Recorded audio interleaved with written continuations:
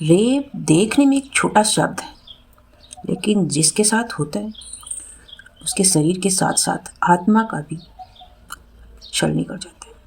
और ज़रूरी नहीं सिर्फ लड़कियों के साथ हो या लड़कों के साथ भी होता है, या ज़रूरी नहीं सिर्फ छोटे कपड़े पहनने वाली का ही साथ ऐसा होता हो। 2 साल के मासूम के साथ भी रेप होता है, और जिसके साथ होता है उसका क्या हाल होता है, इसी की एक कहानी बताते हैं आपको।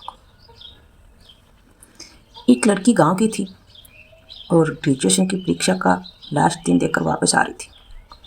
तभी कुछ लड़कों ने ज़बरदस्ती करके गाड़ी में बिठा लिया और 4 लोगों ने गैंगरेप किया और फिर फेंक दिया। उस लड़की की हालत इतनी ख़राब थी कि वो वहीं बेहोश हो गई। पुलिस की जीप उधर से गुजर रही थी। वो लड़की को हॉस्पिटल लेकर पहुंची। एडमिट कार्ड ले, घर का पता, घर वालों को बुला लिया, लेकिन डॉक्टर भी ये हालत देख रोने लगे। कोई इतना बेरहम कैसे हो सकता है। बहुत कोशिश करके लड़की को बचा लिया गया। लड़की की माँ, क्यों बच गई सालू, मर जाती। पापा, अब सबको क्या मुंह दिखाएंगे। जो लड़की अभी होश में ही आई हो, उसे अपने माँ बाप से ये सुनने को मिल रहा था। वो चिल्लाने लगी, डॉक्टर बेटा चिल्ला मत, अभी पूरी तरह घाव भरा नहीं है। शालू, ये घाव तो कभी नहीं भरेगा डॉक्टर। पुलिस उन गुंडों को पकड़ लेती है और शालू मजबूती से खड़े होकर कोर्ट में उन चारों के खिलाफ खड़ी भी रहती है। कभी कभी विपक्ष के वकील की कड़वी बातें सुनकर रो पड़ती थी, तो कभी हिम्मत लाकर उन सबको सजा दिलाती। शालू की वकील, वाह बेटा, तुम बहुत बहादुर हो, अब कभी सर मत झुकाना सबकी कड़वी बातें सुनकर। शालू, धन्यवाद वकील साहिबा। वकील, ये तो मेरा फ़र्ज है। 1 महीने तक अपने कमरे में कैद हो चुकी थी। सबके ताने सुन सुनकर उसके माँ बाप भी तंग आ गए थे। एक दिन उल्टियाँ होने लगी।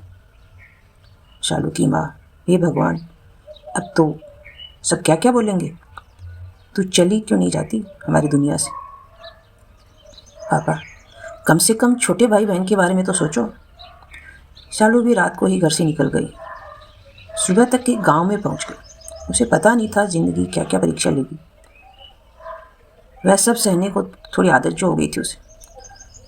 उस गांव की कुछ खेत में काम करने वाली महिलाएं ने इसे भी काम इसमें अपने साथ रख लिया। अब वो खेत में काम करती और अपने बच्चे को दुनिया में लाने की हिम्मत कर चुकी थी। 9 महीने बाद एक छोटा सा बच्चा उसकी गोद में था। बच्चे को कड़ी धूप में दुपट्टा और कपड़े से झुला कर रखती थी और काम करती। लेकिन किस्मत यहाँ भी खराब निकली। गांव में बाढ़ आ गई तो सब दूसरी जगह जाने लगे। सालू 3 महीने के बच्चे को लेकर बस में बैठ गई, साथ में अपने डॉक्यूमेंट्स और कुछ कपड़े लेकर। शहर पहुंचकर 2 दिन तक उसने खाना नहीं मिला तो सबसे भीख मांग रही थी। सालू, भैया कुछ खाने के लिए दे दो, बच्चा भूखा है। लेकिन शहर की भागती जिंदगी किसी की कुछ नहीं सुनती, किसी को उस पर दया नहीं आई। वो हार नहीं मानी, सबसे ऐसे ही मांगती रही। तभी एक कार से लड़का निकला और वो उसके पास आया। लड़का, ये लो, अपना लंच बॉक्स उसकी तरफ बढ़ाया तो वो जल्दी जल्दी खाने लगी। लड़का, तुम भीख क्यों मांग रही हो, यहाँ किसी के का रोना कोई नहीं सुनता। शालू, मजबूरी है साहब। लड़का, मेरे पास तुम्हारे लिए काम है, करोगी। शालू, जी साहब। लड़का, गाड़ी में बैठो।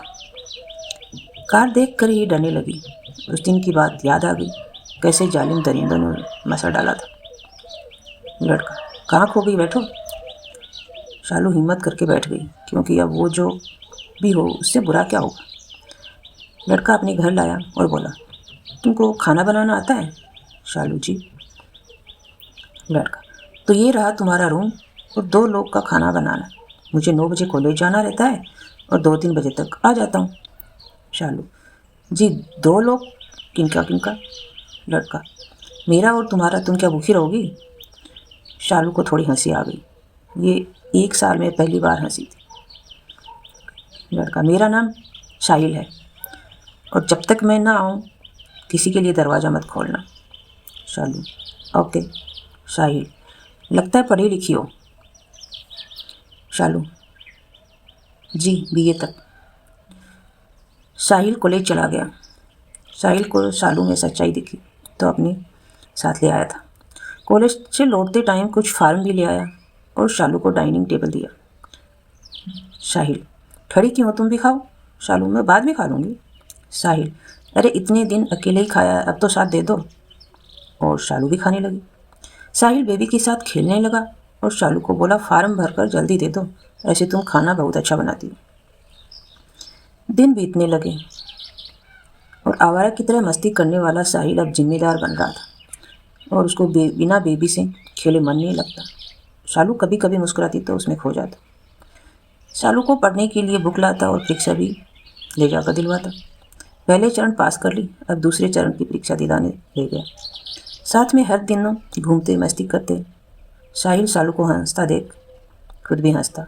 साहिल को लग रहा था कि अब फैमिली पूरी हो गई।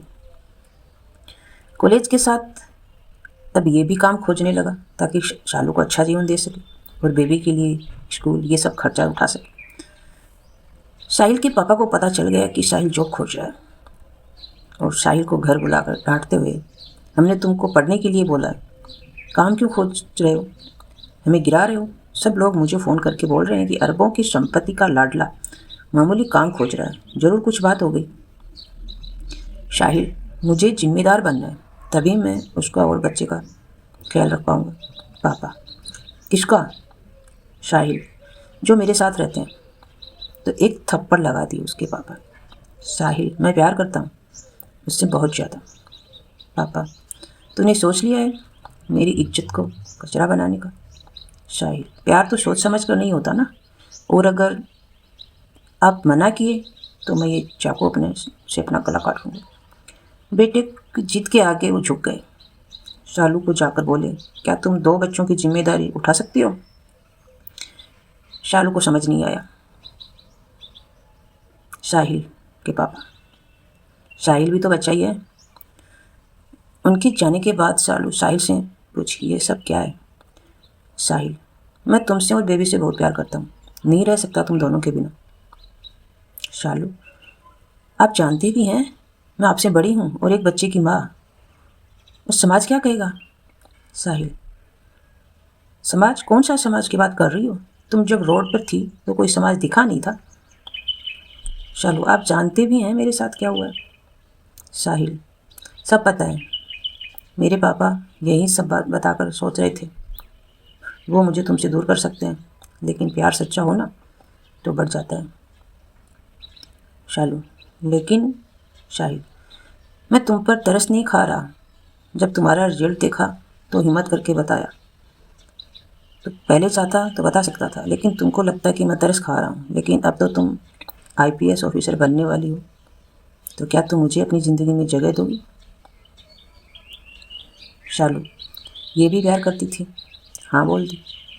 और आईपीएस ऑफिसर बनकर जब पहली बार अपने गांव ड्यूटी पर गई तो सब उसे घूर रहे थे।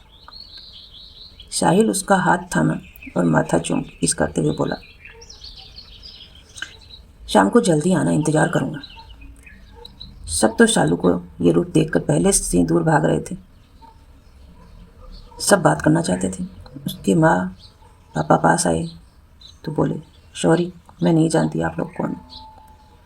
साहिल भी अपना न्यूज़ चैनल ज्वाइन कर लिया। अब तीनों बहुत खुश थे। साहिल के पापा भी खुश थे। आखिर शालू ने साहिल को बहुत अच्छे से ख्याल जो रखा है।